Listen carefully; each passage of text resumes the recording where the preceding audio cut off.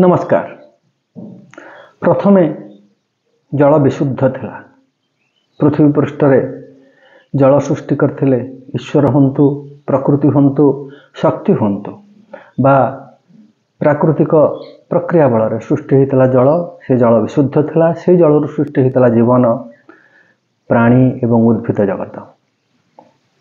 स्थलचर, जलचर एवं उभयचर सबकिछि सृष्टि है जल।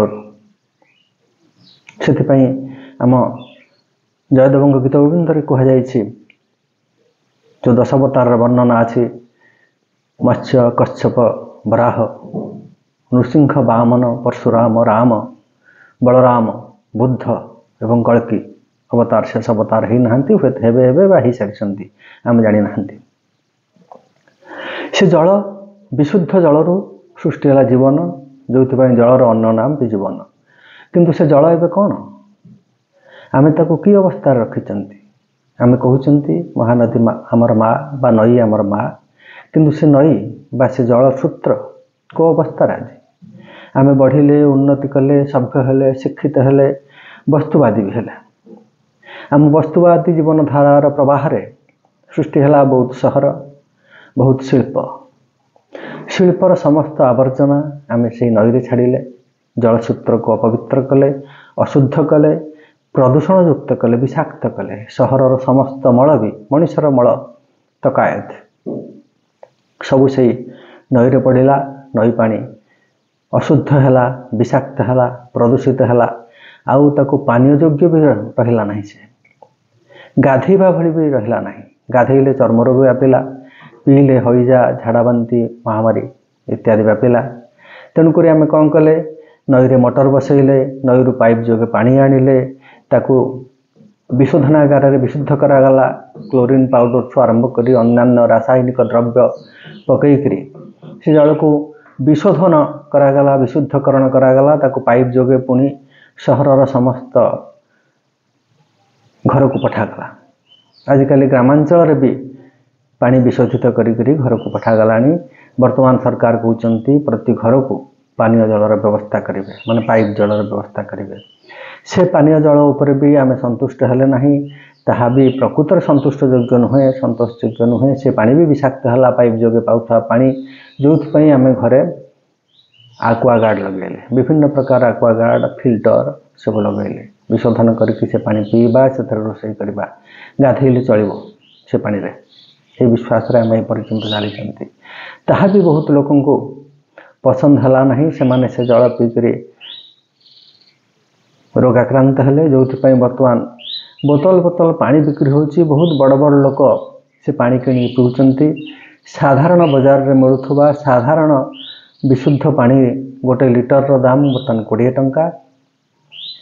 जो माने अल्कालाइन पानी सब पीउचंती बा अधिक दामी पानी मिनरल वाटर इत्यादि पीउचंती, से पानी रो लिटर 50 टंका, 100 टंका, 200 टंका, 300 टंका। क्रिकेटर तो किसी पीउचंती 1600-1700 टंकिया पानी, जहाँ आम पढ़ा पाऊँ, देखा पाऊँ। जड़े साधारण मनीष, पूर्णावय मनीष दिन को अति कम 4 ରୁ 5 लिटर पानी केवल पीवा दरकार। भी जदि 60 केजी ओजन मनीष टे से 4 लिटर पानी निहाती पीब। जदि 80 केजी ओजन मनीष टे से 6 लिटर पानी पीवा कथा। तेबे आम जदि 4 लिटर ରୁ 5 लिटर पानी पीवा, किणिकी मनकर पीवा विशुद्ध पानी 20 टंका हिसाब से 100 टंका दिन को पानी पीवा। आम जदि जड़े लोकर 100 टंकार पानी पीवा, ताले बापा माँ छुआ दीटा जदि हेबे 4 जनक 400 टंकार पानी दैनिक दरकार। मासकू 12,000 टंकार पानी केवल आम पीवा। आमर नई जहाँ आमको मागणा पानी दौला, वर्षा मागणा पानी दौला, जलसूत्र रे विशुद्ध पानी आम पाउथुले। गड़िया पोखरी नुहे, नई नालू विशुद्ध पानी बहुत समय मिलूला, मागणा पाउथले जल। से जलटाକୁ उत्सटाକୁ प्रदूषित करी आमे वर्तमान मासकू 12,000 टंकार पानी पी पारिबा कि? बहुत लोकों पाई यह असाध्य। तांकर सामर्थ्य बाहर से माने बंचिबे केमिति? ଅଶୋଧିତ ପ୍ରଦୂଷଣଯୁକ୍ତ ବିଷାକ୍ତ ପାଣି ପିଇବାକୁ ବାଧ୍ୟ ହେବେ? ସେହି ପାଣି ପିଇ ରୋଗାକ୍ରାନ୍ତ ହେବେ? ରୋଗାକ୍ରାନ୍ତ ହେଇକରି ଡାକ୍ତରଖାନା ଯିବେ, ଔଷଧ ବାବଦରେ ଖର୍ଚ୍ଚ କରିବେ, ଡାକ୍ତର ବାବଦରେ ଖର୍ଚ୍ଚ କରିବେ, ଡାକ୍ତରଖାନାର ଲାଭ ପାଇଁ ପଇସା ଦେବେ। ୟାକୁ କଲା କିଏ? ଏ ବିକାଶ ପ୍ରକ୍ରିୟାକୁ ଉଦ୍ଭାବନ କରିଛି କିଏ? ପ୍ରଚଳିତ କରିଛି କିଏ? ୟା ଉପରେ ଆମେ ତର୍ଜମା କରିବା ନାହିଁ?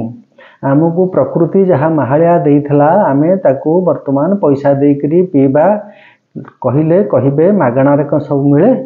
ଆରେ ମାଗଣାରେ ତ ଈଶ୍ୱର ଦେଇଥିଲେ, ଭଗବାନ ଦେଇଥିଲେ। ତାକୁ ଖରାପ କଲା କିଏ? ତାକୁ ବ୍ୟବସାୟୀକରଣ କରୁଛି କିଏ? ଏ ପ୍ରଶ୍ନ ଆମେ ନିଜକୁ ପଚାରିବା, ସମାଜକୁ ପଚାରିବା ଏବଂ ଆମେ ସମସ୍ତେ କିପରି ମାଗଣା ଜଳ, ପ୍ରକୃତି ଦତ୍ତ ମାଗଣା ଜଳ, ମାଗଣା ପବନ ପାଇବା ସେ ବିଷୟରେ ଚିନ୍ତା କରିବା ଉଚିତ ନୁହେଁ? ନହେଲେ ଜୀବନ ବଞ୍ଚିବ କେମିତି? ପିଲାଟି ପ୍ରଥମେ ଜନ୍ମ ହେଲେ ଦରକାର କରେ ମା' କ୍ଷୀର। ମା' କ୍ଷୀର ଏକ ପାନୀୟ, ସେଥିରେ ବି ଜଳୀୟ ଅଂଶ ଅଛି। ସେ ଜଳ ଯଦି ବିଷାକ୍ତ ହୋଇଥିବ, ପ୍ରଦୂଷିତ ହୋଇଥିବ, ପିଲାଟି ବଞ୍ଚିବ କି? ମା' ସେଠି ପୁତନା ହେଇଯିବ। ମା' ହୁଏତ ବିଷାକ୍ତ ପାଣି ପିଇ ପିଇକରି କିଛି ଦିନ ବଞ୍ଚି ଯାଇଥିବ, ତା ଦେହରେ ଥିବା ବିଷାକ୍ତ ରସ ଯେତେବେଳେ ଶିଶୁ ଦେହକୁ ଯିବ ସେ ଗର୍ଭରୁ ହିଁ ମରିଯିବାର ସମ୍ଭାବନା ଅଛି। ସେଇ ଜଳଟିকে ଆମେ ଅମୃତ କରିବା ନା ବିଷ କରିବା?